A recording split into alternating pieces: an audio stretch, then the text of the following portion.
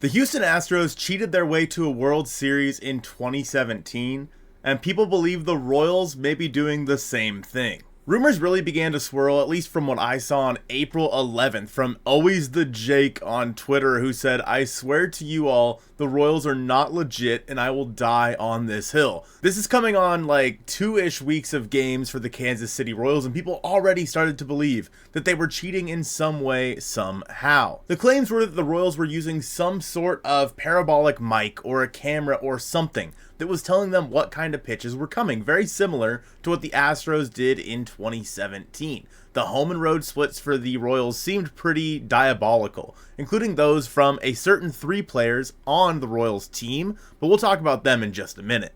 One of the things that really stands out to me from an article about Rocco Baldelli and a start from Bailey Ober was that it seemed like the Royals knew what pitches were coming from Bailey Ober. Now keep in mind, pitch tipping has been around since the beginning of baseball, so that's nothing new here, and Rocco Baldelli did not go as far as to claim that the Royals were cheating or stealing signs or what have you, but maybe that just Bailey Ober was tipping his pitches, which is certainly possible. But it started to get a little bit out of hand when you look at a couple of different statistics on the year for a few of the guys in the lineup for the Kansas City Royals, 3 of which that were drafted together, came up together through the minor leagues, and are now playing together on the biggest stage in baseball. The first of which is, of course, Bobby Witt Jr. I think he's the one that stands out the most for everybody. He's at the forefront of the Kansas City Royals. He is the guy who led that team to the playoffs this year, and in 2024 his home and road splits were interesting. In 81 games at home, Bobby Witt Jr. hit .382, .441, .676, good for a 1,117 OPS, whereas on the road he hit .284, .340, .505 for an .844 OPS. He did hit more home runs away from Kauffman Stadium. However, of course, Kauffman's a pretty big ballpark, not a whole lot of home runs hit there, so that's not really that big of a deal. The doubles, however, 31 doubles for Bobby Witt Jr. in Kauffman Stadium, whereas away he only hit 14. He had more at-bats on the road than he did away, yet the numbers are much more astounding for him at home. This was taken well before the end of the year. However, Bobby Witt Jr.'s strikeout percentage on the road was 21%, whereas at home it was 11.8%. His walk percentage was up nearly 6% at home compared to what it was away. And yeah, it almost just seems like he just was able to see the ball better at home. What's interesting is that Bobby Witt Jr. was not the only one whose numbers looked like this. Another big bopper in the middle of the Royals lineup is Vinny Pasquantino. At home, he had a .291, .346, .466 with an .812 OPS, whereas on the road he had a .233 batting average, a .282 on base percentage, and a .425 slugging, good for a .706 OPS. He walked a lot more at home, albeit in just 14 more plate appearances. He walked 10 more times. He also struck out less at home, and again 14 more plate appearances. He only struck out 32 times compared to the 39 he did on the road in less games and less plate appearances.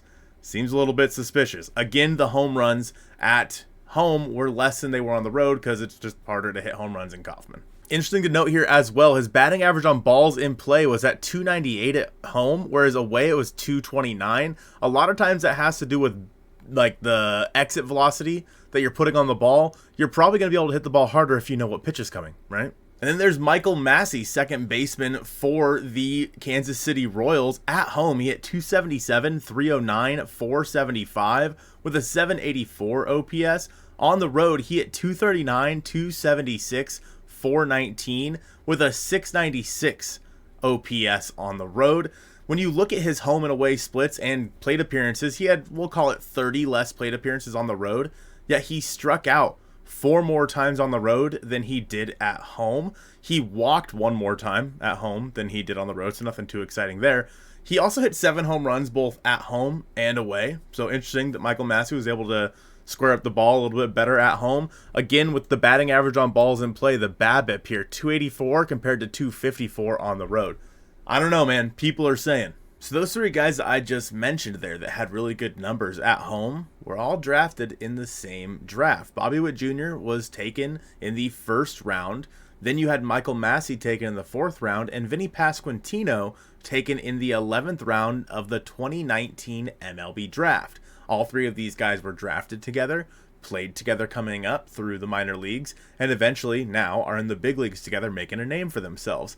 Is there something with just those three, or is it a team-wide problem? Now keep in mind, this is a Royals ball club that over the last 3 seasons, from 2021 to 2023, went 195 and 317. Good for about a .4 winning percentage over those 3 years. They were very, very bad in the AL Central, a pretty bad division as well over the last 3 years. But in 2024, they went 86 and 76, good for about a .530 winning percentage, compared to that about 40% winning percentage they had over the last 3 years. What the heck changed over those 3 seasons for them to go from a 106 loss team in 2023 to a team that made AL Wildcard 2 and is now taking on the Yankees in the division series? One game that stands out to me kind of above the rest, maybe just because I am a Mariners fan at heart, I'm from the Seattle area, is a game on June 7th where the Royals finished that game with a walk-off to beat the Mariners 10-9. The Mariners had been up 7-0 in the first inning, and the Royals were able to come back and win that game 10-9, scoring 4 in the 4th, 3 in the 6th, and 3 in the 9th inning. Now, this is not the first time this has happened specifically to my Mariners, which again, maybe I'm just a little bit biased here. But over the past few years, they have given up big leads to the Kansas City Royals, and the Royals have been able to come back for some improbable comebacks. I think there was one that was like 13-12 in 2022 or something crazy like that. The Mariners have been blowing leads to the Royals in Kauffman Stadium for years now. But this is a game where Bobby Witt Jr. went 3 for 5 in this game. Vinny Pasquantino 1 for 3. He had 2 walks and 2 runs. The RBIs are split up between guys like Nelson Velasquez and MJ Melendez. Hunter Renfroe had 2 RBI in this game as well. Overall, Bryce Miller, who had been one of the best Mariners all season, gave up 7 runs in 5 innings. I believe that's the most he gave up in a single game all year long. But it just kind of felt like, maybe the Royals know what's coming. There's a lot of different talk about things that have gone on over the past calendar, 8 or 9 months with the Kansas City Royals. How they went from a 106 loss team to a division contender, to a team that is in the playoffs, has a chance to make it to the World Series. But honestly, when you look at their home and road splits in the end, the way everything shaped up, other than, again, Vinny Pasquantino, Michael Massey, and Bobby Witt Jr., it's really not that bad. At home, the Royals went 45 and 36, and on the road, they went 41 and 40. They ended up hitting 260 at home compared to 236 on the road, so definitely better. Their OPS at home was 741, where it was 679 on the road. Their slugging percentage was higher at home. Their OBP was higher at home. Generally, everything was higher at home for the Kansas City Royals in 2024, but that's not abnormal. Generally, teams are better at home than they are on the road because they're in a ballpark that they are comfortable in.